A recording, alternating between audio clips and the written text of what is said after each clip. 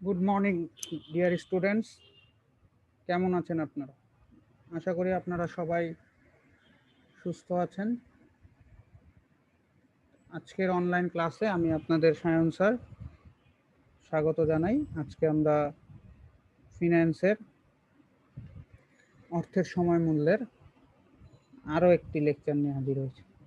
ইতিমধ্যেই আমরা 8টি অংশে অর্থের সময় মূল্যকে ভাগ করে পড়াচ্ছি। আপনারা অনেকে হয়তো বা বোর ফিল করতেছেন, একই অধ্যায়ের অঙ্ক কেন এতদিন ধরে চলছে। আসলে আমি প্রথম দিন থেকেই বলছি যে এই চ্যাপ্টারটিতে আমি সবচেয়ে বেশি গুরুত্ব দিয়ে করাবো, এবং এই চ্যাপ্টারটি আমরা যত ভালো শিখবো আমাদের ভবিষ্যৎ চ্যাপ্টারগুলি পড়া কিন্তু খুব ইজি হয়ে যাবে। আর যেহেতু ম্যাথমেটিক চ্যাপ্টার এবং আপনাদের সাথে আমরা নর্মাল ক্লাস নিতে পারছি না, তো আপনারা কীরকম বুঝতেছেন পুরোপুরি আমার কাছে আইডিয়াও নেই। তো আমি আস্তে আস্তে আগাচ্ছি যাতে আপনাদের সমস্যাগুলো, আপনারা প্রতিদিনের লেকচারগুলো কম কম করে পড়ে যাতে বিষয়গুলোকে আয়ত্ত করে নিতে পারেন। এই বিষয়গুলোকে আয়ত্ত করলে আপনার ভবিষ্যতের চ্যাপ্টারগুলো যেমন সহজ হয়ে যাবে, একই সাথে আপনারা যখন ইন্টারমিডিয়েট পাস করে ফিন্যান্স বিষয় নিয়ে পরবর্তীতে পড়াশোনা করবেন আরও উচ্চতর ডিগ্রির জন্য, সেই ক্ষেত্রে আপনাদের কিন্তু অনেক হেল্পফুল হবে। তো আজকে মোটামুটি আমরা 10টি অংশ, আগামীকালকে এই চ্যাপ্টারটি শেষ করে দিব। কিছু সৃজনশীল প্রশ্ন দেখব, আজকেও কিছু সৃজনশীল দেখব। তো একটা নতুন জিনিস বের করব, সূত্র নতুন কিছু না। আমরা এতদিন সূত্র ব্যবহার করে প্রেজেন্ট ভ্যালু কিভাবে বের করে, ফিউচার ভ্যালু কিভাবে বের করে, কিস্তির টাকা কিভাবে বের করে, সরল সুদ কিভাবে বের করে, তারপরে আমরা দেখেছি রুল 72, রুল 69 ইউজ কিভাবে হয়, সেগুলো সবই দেখেছি। এখন আমরা দেখব যে যেটা আমরা প্রথম দিন শিখছিলাম, যে এককালীন টাকা রাখলে আপনি বর্তমান মূল্য দেওয়া থাকলে ফিউচার মূল্য বের করতে পারছি, রাইট? মানে বর্তমান মূল্য দেওয়া থাকলে আমরা ভবিষ্যৎ মূল্য বের করতে পারছি, বা ভবিষ্যৎ মূল্য দেওয়া থাকলে। এখন ধরেন ভবিষ্যৎ মূল্য এবং বর্তমান মূল্য দুইটাই দেওয়া আছে। আপনাকে বলল আমি 1 লাখ টাকা ব্যাংকে রাখছি, 2 বছর পর 1.5 লাখ টাকা পাইলাম, তাহলে আমাকে ব্যাংক কত পার্সেন্ট ইন্টারেস্ট দিল? অর্থাৎ এই পদ্ধতিতে আপনার ইন্টারেস্ট কত হইল, স্থায়ী পদ্ধতিতে আপনার ইন্টারেস্ট কত হইল, যেটা আপনি চক্রবৃদ্ধিতে আমরা পার্সেন্টেজ কিন্তু বের হয় নাই, সুদের টাকা বের হয়েছে, এখানে আমরা পার্সেন্টেজ বের করবো। আর একটা পার্সেন্টেজ আমরা বের করছিলাম রুল 72 ব্যবহার করে, সেটা কিন্তু দ্বিগুণ হওয়ার পলিসিতে, আদারওয়াইজ ওই পলিসিটা বা ওই সূত্রটা দিয়ে হবে না। তো আমরা সুদ নির্ণয় করে কিভাবে সেটা দেখব। এখানে কিছু আপনাদের বীজগণিতের সূচক সংখ্যার একটু কাজ আছে, সেটা একটু দেখব। তারপর আমরা একটা সৃজনশীল প্রশ্ন আমি আপনাদের সাথে আলোচনা করব। এটা আমি একটা বোর্ডের বা কোনো একটা বইয়ে থেকে বোর্ডের একটা অঙ্ক নিয়ে আমি সেখানে আপনাদের দেখাবো। কোনো একটা বোর্ড পরীক্ষায় এই প্রশ্নটা আসছিল, সেটা নিয়ে আমি আলোচনা করব, এবং একই সাথে আপনাদেরকে কিছু ম্যাথস SW দিব। তো আপনারা মনোযোগ সহকারে লেকচারটি শুনবেন আশা করি। তো আমরা সুদের হার নির্ণয়ের প্রক্রিয়াটায় চলে যাচ্ছি। এটা জাস্ট একই সূত্র ব্যবহার। দেখি আমরা কি করি এখানে। তো প্রশ্নটা একটু দেখি। জনাব আজম ব্যাংক থেকে 3 বছরের জন্য 10,000 টাকা ঋণ নিয়েছে। 3 বছর পরে সে মোট 13,310 টাকা পরিশোধ করেছে, তাহলে বার্ষিক চক্রবৃদ্ধি সুদের হার কত? তাহলে বছরে যে টাকাটা, এখানে আরেকটা জিনিস বলি, যে এই সুদের হার যদি বের করতে হয় সেক্ষেত্রে এম আপনাদেরকে আর চাওয়া হবে না। বেশিরভাগ ক্ষেত্রে আপনাদেরকে এম চাওয়া হবে না, নর্মাল সূত্র দিয়ে বলবে বার্ষিক সুদের হার বের করতে, মাসিক সুদের হার বের করতে বলবে না। এখন আপনারা ইএআর এর ফর্মুলাও কিন্তু এখানে ইউজ করতে পারবেন না, কারণ ওইখানে একটা সুদের হার দেওয়া থাকে, সেটাকে নিয়ে আমরা চেঞ্জ করি, বা সেটা মাসিক ভিত্তিক বা ত্রিমাসিক ভিত্তিক কি হবে সেটা জানি। আর এখানে আমাদেরকে সুদের হারই দেওয়া নাই, আমাদেরকেই একটা সুদের হার বের করে টিচারকে দিতে হবে যে এই সুদের হারটা হয়েছে। ঠিক আছে? তো এই হইলো মোটামুটি আজকের আমাদের আলোচনার বিষয়বস্তু। তো এই সূত্রটা কখন ইউজ হচ্ছে, তাহলে দেখেন এখানে 3 বছর 10,000 টাকা রাখছে সে, 13,000 টাকা, তার 13,310 টাকা পাইছে, তার মানে বর্তমান মূল্য ফিউচার ভ্যালু দেওয়া আছে, এন দেওয়া আছে, মাঝখানে কোনো কিস্তি টিস্তি নাই। তাহলে আমরা যে কোনো একটা, আমরা ভবিষ্যৎ মূল্যের সূত্রটাও লিখতে পারি প্রেজেন্ট ভ্যালু দিয়ে, যেটা স্থায়ী হিসাবে, আমরা স্থায়ী হিসাবে দুইটা সূত্রই শিখছি, বর্তমান মূল্য বের করা, ফিউচার ভ্যালু বের। আমরা যে কোনোটা ইউজ করতে পারি। আমরা এফবি দিয়ে যদি লিখি এটা পিভি, আর যদি পিভি দিয়েও লিখতে পারলে আপনারা লিখতে চাইলে লিখতে পারেন PV is equal to FB divided by 1 plus I to the power n, right? এটা আমরা শিখেছি পিভি দিয়ে। পিভির ফর্মুলা দিয়েও করা যাবে, এফবির ফর্মুলা দিয়েও করা যাবে, যে কোনোটা দিয়ে করা যাবে, আমরা আয় বের করব। তো আমরা এখানে মানগুলো বসাই, দেখেন। তো আমরা এখানে মানগুলো বসাই যে ফিউচার ভ্যালু 13,310 বর্তমান মূল্য এবং 1+i, এই আইটাই আমরা বের করব। তো এখানে বীজগণিত আমরা লেফট সাইডে সব নিয়ে গেছি, রাইট সাইডে এটাকে পাঠিয়ে দিছি। তারপর 10,000টা এখানে ভাগ হয়ে গেল, ভাগ হয়ে 1.33। তারপরে এই যে পাওয়ারটা এখানে পাওয়ার আকারে ছিল, এটা রাইট সাইডে গেলে পাওয়ারটা 1/3 হয়ে যায়। এটা আপনারা রুট দিয়ে এখানে 3 দিয়েও লিখতে পারেন, এত আপনাদের দরকার নেই, কারণ এটা যেহেতু ম্যাথ না। আমি এখানে ভেঙেছি, আপনারা এত না ভাঙলেও কোনো সমস্যা নাই। আপনারা এটাকে 1/3 এখানে চলে আসবে। তারপরে আমার এটার পাওয়ারের রেজাল্ট, আপনি পাওয়ারের রেজাল্টটা না দেখায় যদি ডাইরেক্ট এখানে চলে আসতে চান 1.10, সেটাও সম্ভব। তো এখানে ইম্পর্টেন্ট জায়গাটা হইলো যে এই পাওয়ারটা আপনারা সূচক সংখ্যায় শিখছেন যে পাওয়ারটা লেফট সাইড থেকে রাইট সাইডে গেলে এটা 1/3 হয়ে যায়, অথবা রুট দিয়ে এখানে একটা 3 দিয়ে সেটাকে আমরা লিখি। তো এটা হয়ে গেল। তারপরে আমরা এটা পাওয়ার করব, পাওয়ার করার পরে 0.33 হইলো। তারপরে এইটাকে নিয়ে পুরাটাকে আবার পাওয়ার করব, তাহলে পাওয়ার করলে 1.10 এটা হলো। তারপরে আমি এই ওয়ানটাকে এখানে নিয়ে আসছিলাম, যেগুলো আমি আর দেখাই না, এটা আপনাদের ছোটবেলার এক্স ওয়াই মান বের করার মতন। এটাকে এদিকে চলে আসলে সেটা মাইনাস হয়ে গেছে, এবং যেহেতু এটা সুদের হার বেরোচ্ছে পার্সেন্টেজ ফরম্যাটে লিখতে হবে, তো সর্বশেষ লাইনে একটা পার্সেন্টেজ করার জন্য আমাকে 100 দিয়ে গুণ করে দিতে হবে। অবশ্যই এটা মাথায় রাখবেন যে সুদের হার যেহেতু, তো আপনার রেজাল্টটা যেটা বের হবে সেটাকে অবশ্যই 100 দিয়ে গুণ করে দিবেন। এবং আরেকটা জিনিস মাথায় রাখবেন ক্যালকুলেশন করার সময়, যে সুদের হার বের করতে হলে কখনোই সেটা 100-র উপরে যাবে না। 100 দিয়ে মানে পার্সেন্টেজ গুণ করার পরে ধরেন নর্মালি আসলোই আপনার 100, তো 100 দিয়ে 100কে গুণ করলে সেটা 1000 হয়ে যাবে, সেরকম হবে না। তো এটা পয়েন্ট আকারে আসবে, 0 পয়েন্ট সামথিং আসবে। যেমন এটা 10%, এটা আসছিল হচ্ছে আপনার 0.10 আসছিল, তো 0.10কে আমি 100 দিয়ে মাল্টিপ্লাই করছি, তো 10% হয়েছে। তো মনে রাখবেন যে পার্সেন্টেজ মানে 100 দিয়ে গুণ করার পরে রেজাল্টটা কখনোই 100-র উপরে যেতে পারবে না। যদি চলে যায়, অনেক ক্ষেত্রে আপনারা করতে করতে দেখা যাবে কোথাও ভুল যদি হয়, সেই ক্ষেত্রে দেখা যাবে ধরেন চলেই আসছে আপনার সাপোজ 16.2 আসছে আপনার অ্যান্সার, তো এটাকে যদি আপনি 100 দিয়ে গুণ করেন তাহলে এটা অনেক বড় হয়ে যায়। নর্মালি 10 চলে আসছে, শুধুই মানে 100 দিয়ে গুণ করার আগেই 10, সেই ক্ষেত্রেও কিন্তু অঙ্ক ভুল, কারণ 100 দিয়ে গুণ করার পরে 10 আসলে ঠিক আছে, 100 দিয়ে গুণ করার আগেই যদি 10 আসে, সেই ক্ষেত্রে যদি আপনি 100 দিয়ে গুণ করেন তাহলে কিন্তু আপনার অ্যান্সারটা হবে না। তো অবশ্যই সেটা পয়েন্ট ফরম্যাটে আসবে, মানে 0 পয়েন্ট সামথিং ফরম্যাটে আসবে। 1 পয়েন্টও হইতে পারবে না, মানে পয়েন্টের আগে, পয়েন্টের ডান দিকে দশমিকের ডানে 0 থাকতে হবে, বামে সংখ্যা থাকবে, তাহলেই আপনি পার্সেন্টেজের অ্যান্সারটা কারেক্ট আসবে। ঠিক আছে? তো এটা সবাই মাথায় রাখবেন অঙ্ক করার সময়, যাতে ক্যালকুলেশনে ভুল না হয়। অনেক ক্ষেত্রে এই জায়গায় আমাদের ক্যালকুলেশনটা গোলমাল লাগে যায়, আমরা সূচক সংখ্যাটাকে বুঝতে ভুল করে ফেলাই। তো এটা এখানে গেলে এখানে আবার অনেকেই 3 রাইখা দেয়, এটা হচ্ছে 1/3 হয়ে যায়, সেটা আর আমাদের মাথায় থাকে না। এর জন্যই কিন্তু আমি ভেঙে ভেঙে করছি, যাতে আপনাদের মাথায় বা আপনারা ভালো মতো বুঝতে পারেন। ঠিক আছে? তো আপনারা পরীক্ষার হলে এতটা না ভাঙলেও হবে, কিন্তু না ভেঙেও যাতে সায়েন্টিফিক ক্যালকুলেটর আমরা ইউজ করব, তো না ভাঙলেও কোনো সমস্যা নাই। বাট মিনিমাম আমি বলেছি 3 থেকে 4টা লাইন মিনিমাম দেখাতেই হবে ভাঙার। তো মানে ও এই সূত্রের পরে এই লাইন, এখান থেকে যে কোনো 3টা লাইন দেখিয়ে আপনি অ্যান্সারে চলে আসতে পারেন।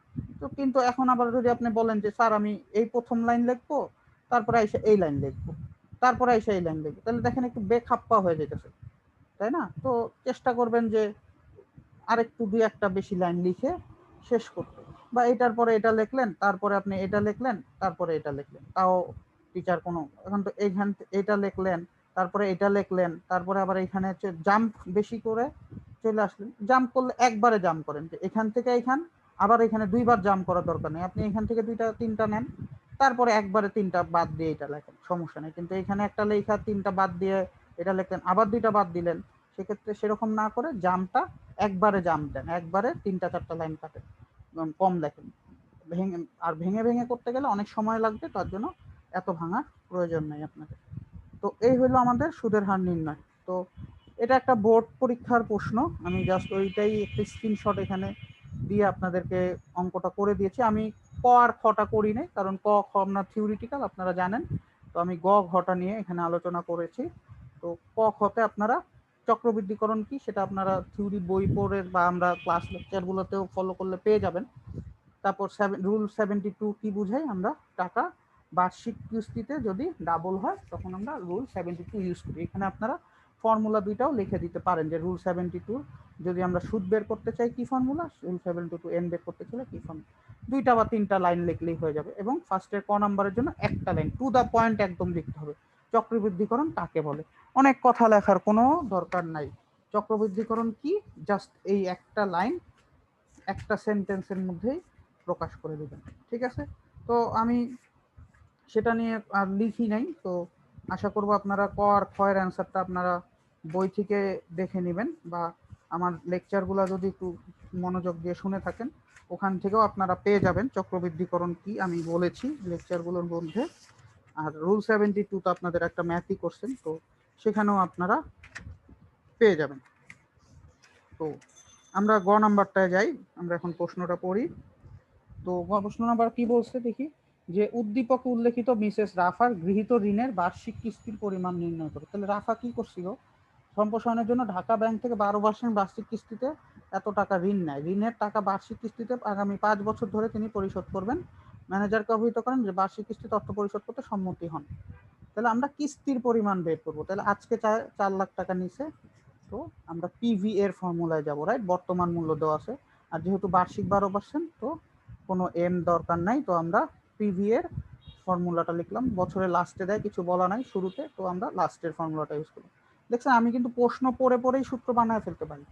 আমাকে প্রশ্নই বলে দিবে যে আমাকে কোন সূত্র করতে হবে, আমাকে জাস্ট সূত্রর ফরম্যাটটা মনে রাখতে হবে। তো এখান থেকে আপনার বুঝে যাচ্ছি যে 4 লাখ টাকা সে নিছে, কিস্তিতে শোধ করবে, এবং এখানে কোনো মাসের শুরুতে নাই, বছরের শুরুতেও নাই, আর কোনো মাস কিস্তি মাসিক কিস্তি বা ত্রিমাসিক কিস্তি নাই, বার্ষিক কিস্তি। তো no M, no annuity due, right. তো নর্মাল ফর্মুলাটা লিখবো। তো নর্মাল ফর্মুলা লিখলাম, লিখে আমি এটাকে ক্যালকুলেশন করছি। আপনারা নিজেরাও ভালো আমার থেকে ভালো এখন হয়তো বা ক্যালকুলেশন করতে পারবেন। তো এই ক্যালকুলেশনটা আমি দেখাইলাম যে আমার কিস্তিতে দিতে হবে 1,10,000 টাকা করে, ঠিক আছে। এই হলো আমাদের গ নাম্বারের অ্যান্সার।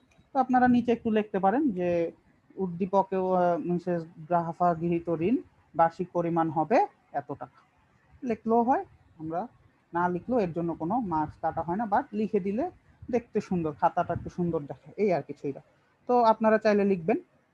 তো লাস্ট প্রশ্নটা কি, রাফা কোন প্রক্রিয়ার মাধ্যমে ঋণের বার্ষিক সুদের পরিমাণ, আসল পরিশোধ ও বছর শেষে ঋণের পরিমাণ প্রত্যেক বছরে জানতে পারবে। তার মানে সে জানতে চায় প্রতি বছর সে কত টাকা সুদ দিচ্ছে এবং প্রতি বছর তার আসল কত। কিস্তি তো আমরা জানলামই, তো এই কিস্তির মধ্যে কিন্তু পুরাটা আসল না, কিছু আছে সুদ, কিছু আছে আসল, রাইট।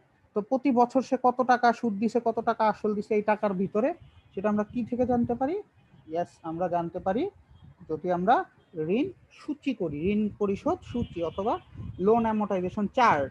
এই যে চার্ট, এটা আপনারা এর আগে আমরা একটা আলাদা ভাবেই দেখেছিলাম, রাইট। তো এই সেম চার্টটাই আমরা ইউজ করব এখানে। তাহলে সে কিন্তু প্রতি বছর জানতে পারবে যে বছরের শুরুতে 4 লাখ ছিল, কিস্তিতে কত টাকা দিছে, তার মধ্যে সুদ কত, আসল কত, আবার সেকেন্ড ইয়ারে কত কত কত কত, থার্ড ইয়ারে কত, ফোর্থ। এটা কিভাবে হয়েছে এটা আমরা কিন্তু বিস্তারিত একটা ঋণ তালিকার নিয়ে একটা লেকচার শিট আমি আপনার লেকচার ক্লাস আপনাদেরকে প্রোভাইড করেছি কয়েকটা ক্লাস আগে। তো আমরা এখানে যেহেতু 5 বছর, তো আমি অবশ্যই বলেছি যে 5 বছর পর এটা জিরো হয়ে যাবে। আপনারা অনেকে এইচডব্লিউ খাতায় যেটা আমাকে ছবি দিয়েছেন আমি দেখেছি যে আপনারা কেউ কেউ বলছেন যে স্যার এটা জিরো হচ্ছে না, জিরো হচ্ছে না, আপনাদের এইখানে কিছু টাকায় সমস্যা হয়েছে। আমি দেখেছি কয়েকজনের এখানে কিছু টাকায় আপনাদের ক্যালকুলেশনে 10, 20, 30, 40 টাকা এদিক ওদিক হয়েছে, অনেকের এখানে 50 টাকা রেখে যায়। তো আপনারা এইখানে কোথাও ক্যালকুলেশনে একটু ভুল করছেন, তার জন্য ভুল হয়েছে, এটা জিরো হবেই। দশমিকের যদি আপনি যোগ বিয়োগ কম হয় তাতে 2, 3 টাকা, 5 টাকা, 10 টাকা ডিফারেন্স হইতে পারে, কিন্তু আপনাদের 50, 60, 100, 200, 500 টাকা ডিফারেন্স হবে না। 2, 5 টাকা, 10 টাকা পর্যন্ত ডিফারেন্স হইলে আমরা সেটাকে কোথাও এক জায়গায় যোগ করে প্লাস মাইনাস করে দিলে কোনো সমস্যা নাই, কিন্তু এর থেকে বড় হওয়ার কথা না। তো আপনারা যারা এইচডব্লিউটা করছেন তারা যদি এখনো ঠিক না করে থাকেন, আপনারা অবশ্যই এটাকে জিরো, কোথাও কেন ভুল হচ্ছে আবার একটু কাইন্ডলি চেক করে নেবেন যাতে এটা 0 হয়ে যায়। যদি আবারও বলছি, যদি 2, 3, 5 টাকার ডিফারেন্স হয় দশমিকের এদিক ওদিকে, সেটা কোনো সমস্যা নাই, সেটা আপনারা যে কোনো এক জায়গায় বাড়ায় কমায়, এখানে ধরেন 2 টাকা থেকে যাচ্ছে, কোনো এক জায়গায় 2 টাকা বাড়ায় দিলেন, যে এখানে ধরেন 78 ছিল, ধরেন এখানে 2 টাকা থাকতেছে, তো আপনি এখানে 80 বানায় দিলেন। ঠিক আছে? তো এভাবে আমরা এটাকে করব। অবশ্যই লাস্ট ইয়ারে 0 হবে, লাস্ট মানে যেই বছরটায় পরিশোধ হবে সেখানে সমাপনী কিছুই থাকবে না। তো এটা ভুল আপনাদের ক্যালকুলেশনেই হবে। তো ক্যালকুলেশনটা খুব আস্তে আস্তে করবেন, কারণ যেহেতু এটা অনেকগুলা ক্যালকুলেশনের ব্যাপার থাকে। তো এই হলো আমাদের কিস্তি এবং এখানকার এই সৃজনশীলটা। তো আপনারা বাসায় কাইন্ডলি অঙ্কটা আবার দেখবেন, বারবার এই ভিডিওটা দেখবেন। আমরা আজকেও আপনাদের মিটিংয়ে আপনারা জানেন না হয়তো যে আমাদের সেকেন্ড ইয়ারের সাথে একটা মিটিং ছিল আজকে। তো আজকের মিটিংয়েও কিন্তু আমরা বারবার বলেছি আপনারা ভিডিওগুলো দেখুন। আমাদের ব্রাদারও বারবার তাদেরকে আহ্বান জানিয়েছেন যাতে ভিডিওগুলোকে কয়েকবার দেখে। আপনাদেরকেও আমি আগে থেকে বলে দিচ্ছি যে আপনাদের পুজোর ছুটির পর কিন্তু একটা পরীক্ষা হয়ে যেতে পারে কলেজের পক্ষ থেকে। তো আপনারা সবাই একটু সিরিয়াস হয়ে যান, প্রত্যেকটা টিচারের লেকচার ভালো মতো শুনুন, কারণ পরীক্ষার ডেট যে কোনো সময় চলে আসবে। নভেম্বরের দিকে আপনাদের হয়তো ফার্স্ট কুইজ বা নভেম্বরের লাস্টের দিকে হয়ে যেতে পারে। তো আপনারা শুরু থেকেই যদি সিরিয়াস হন তাহলে কিন্তু আপনাদের ভবিষ্যতে সমস্যা কম হবে। কারণ আবার মাথায় রাখবেন যে সিলেবাস কিন্তু এটা অনেক বড়। আগে আপনারা 9, 10 দুইটা বই পড়েছেন, একটা বই 2 বছর পড়েছেন, আর এখানে দুইটা বইকে পড়তে হবে, সময় কিন্তু 2 বছর না। আমরা অলরেডি লেট করেই শুরু হয়েছে, কারণ করোনা ভাইরাসের জন্য কিছু লেট হয়েছে ক্লাস শুরুতে। তো আমরা এই ক্লাসটাকে কিন্তু মেকআপ করে এনে আপনাদেরকেই পড়াগুলো কমপ্লিট করে নিতে হবে। তো আমরা কলেজের পক্ষ থেকে সকল টিচার আপনাদেরকে সাহায্য করার চেষ্টা করতেছি। তো আপনাদেরও সহযোগিতা আমাদের দরকার। তো আপনাদের নিজেদের জন্যই আপনারা ভিডিওগুলো দেখবেন, বারবার করে দেখবেন, বিশেষ করে যেই চ্যাপ্টারগুলো বা যেই টপিকগুলো টিচাররা একটু বলছে কঠিন বা বোঝার ব্যাপার থাকে সেগুলো। তো এই অঙ্কটা আমরা বুঝলাম আশা করি। তো আপনাদের জন্য একটা হোমওয়ার্ক, এখানে আবার একটা সৃজনশীল। অবশ্যই আপনারা ক খ লিখবেন। আমি লিখি নাই বলে যে আপনারা লিখবেন না তা না, কারণ আমি স্কিপ করে গেছি, কারণ আমি এই টপিকগুলো আপনাদের সাথে আলোচনা করেছি। তো আপনারা অবশ্যই ক খ লিখবেন। আমি আজকের এইটাকে আর বলবো না, আপনারা দেখি বুঝেন কিনা কোন সূত্র ইউজ হবে গ আর ঘ এর জন্য। তো আশা করি আপনারা সেটাকে বুঝতে পারবেন, বুঝে আপনারা আপনাদের অ্যান্সারটি লিখবেন। তারপরে আমরা হয়তো কোনো একদিন সেই সৃজনশীলগুলো নিয়ে আলোচনা করব। তো তারপরে প্রশ্নটা হচ্ছে সুদের হার নির্ণয়ের। আপনারা পড়লেই দেখতে পাবেন 3 বছরের জন্য এত টাকা। তো আমিন 8 বছরের জন্য, তো আমি এটা একটু চেঞ্জ করে 3 বছরের জায়গায় 8 বছর করে দিলাম, যাতে আমার অঙ্কটাও 3 বছর ছিল। তো আপনারা 8 বছরেরটা ক্যালকুলেশন করতে পারেন কিনা আমি একটু দেখব। তো 10,000 টাকা ঋণ নিয়েছে, 8 বছর পর সে 15,000 টাকা পেল। তারপর সে চক্রবৃদ্ধি সুদের হারটা কত হবে। ঠিক আছে? তো এটা আপনারা বাসায় করবেন, যেটা আমরা সুদের হার নির্ণয়, আয় বের করা এবং এই সৃজনশীল প্রশ্নটা লিখবেন। তো এই হলো আজকের লেকচার। তো আজকের লেকচারটি আমরা শেষ করব, তার আগে আরেকটা কথা বলি যে নেক্সট যে লেকচারটা যাবে সেখানে আমরা আরো 2টা সৃজনশীল আমি আপনাদের সাথে আলোচনা করে আপনাদেরকে আরো 2টো সৃজনশীল SW দিব। তো মোটামুটি আজকে আমরা 2টো আলোচনা করলাম, একটা SW এবং একটা আমি আলোচনা করেছি। কালকে 2টো, আরো 2টো, টোটাল 6টা বা 7টা সৃজনশীল নিয়ে আমি এই চ্যাপ্টারে আলোচনা করছি।